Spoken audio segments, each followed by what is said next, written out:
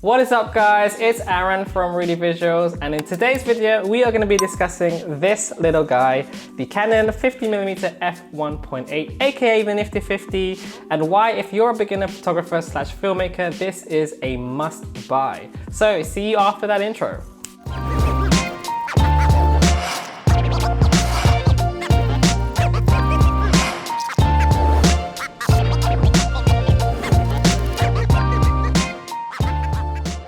Recently we made this video about the 24-105 f4L and why it's such a great lens as a sort of general jack of all trades but master of none. And we still pretty much stand by that advice if you are looking to just carry around one lens. However, we did notice that some of you guys commented on that video saying that the price of that lens of around $300 to $400 used isn't really that beginner friendly. So what about if you just had, say, around $100 to spend on a lens? Well, luckily for Canon shooters, there is a lens that is incredibly wallet friendly, but is also surprisingly still a fantastic little lens, which is this, the Canon 50mm f1.8 STM. So before we get into any more details, let's have a look at what this thing can do video-wise.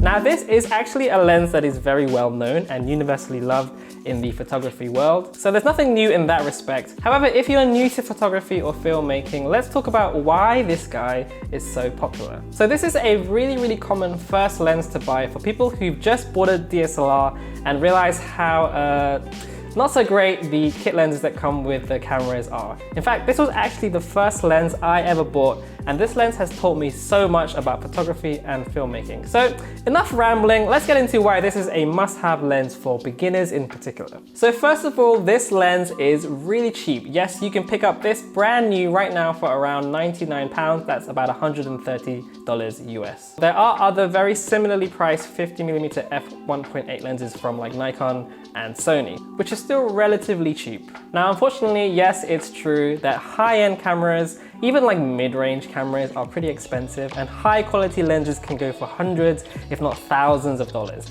Now, the Nifty 50 is the exception.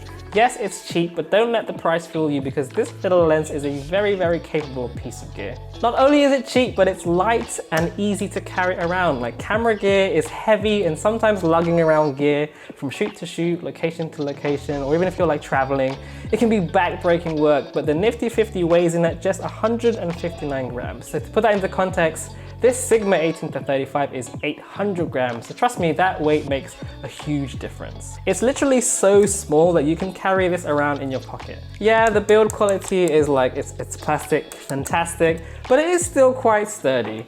This newer version has a metal finish as well, and in my hands it does feel solid enough. The main attraction of this lens though is of course that wide aperture of f1.8, and with its 7 aperture blades you're gonna get that really beautiful circular looking bokeh and creamy background blur. So this actually makes it a very good budget lens for portrait work, so you can really make subjects pop from their backgrounds. Now, we've used this lens extensively in the past 12 months, and here are just a few examples of some of the great images that we've shot with this very cheap lens.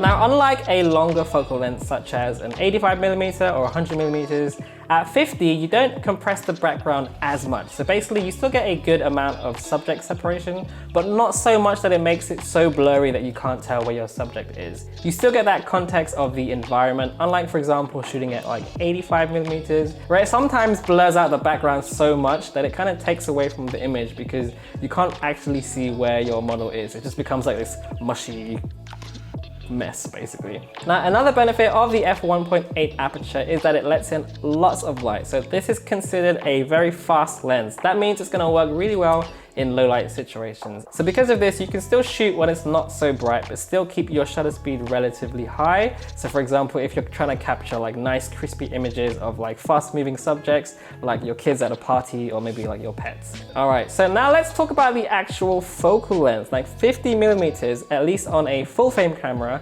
is a really nice middle of the road focal length. So that's not too wide, but it's not like too tight either. So this makes it quite a flexible lens in the sense that you can use it for portraits, you can use it for street photography, you can use it for travel or for landscapes. Now, of course, with this being a cheaper lens, a lot of people are pairing it with cheaper cameras, like the more budget-orientated cameras that have a cropped sensor. So this 50mm camera on a cropped sensor body has a 1.6 times crop. So you're actually getting closer to an 80mm focal length. Now, if I put this on a full frame camera like the 6D Mark II, I'm getting that full 50mm. But on something like an 80D or a 650D, etc., which is an APS-C camera, I get that cropped 80mm. So on a crop sensor camera, this actually becomes an even better lens for portraits. And for video work, it's a great lens for capturing details and close-ups too. For me though, the biggest reason why this is such a perfect lens for beginners is that it's an affordable prime lens. You don't have the luxury of being able to zoom in and out. You can't be lazy with this lens basically. It makes you physically move, it makes you think about composition, more about depth of field. Essentially, it actually forces you to think and be a more thoughtful shooter. I use the analogy of it being kind of like a gateway drug. So this Nifty 50 was like my gateway drug into the world of cameras and into the world of like filmmaking and gear. Like I've never met anyone who bought a Nifty 50 and didn't suddenly become like a camera geek like overnight. So it will make you want to be a better photographer or a filmmaker, and it will make you want to like research more about other lenses as well. And that for me is why the 50mm f1.8 lens is the perfect lens for beginners, and in my opinion, the first lens you should buy for your DSLR. Now, considering the price, there are some like downsides to this lens.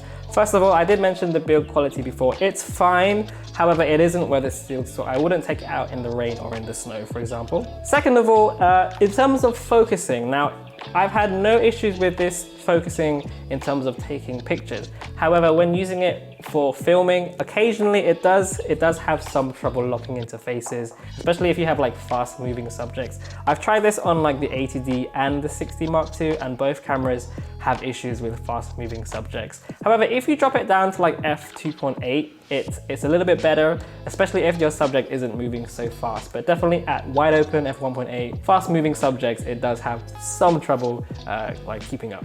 Lastly, the image quality, it's a sharp lens. However, there are much better lenses out there. I mean, you're paying only a fraction of the price, so there are some drawbacks to be expected, mainly with chromatic aberrations. So particularly with a crop sensor camera, if you put it on one of the crop sensor bodies, you do get a little bit of chromatic aberration happening. But all things considered, considering how much you're paying for the lens in the first place, I think those things are like, you can kind of forgive them. Anyway, there you have it guys. Do you agree or disagree? Do you own this lens? Let us know in the comment section below, but this is gonna pretty much do it for this video. Please do give it a like if you enjoyed this video, and if you loved it, hit that subscribe button to see more. We are also around on social media, of course, so if you want to see more of our work, do like our Facebook and Instagram. Anyway, thank you so much for watching. I guess I will see you on the next video. All right.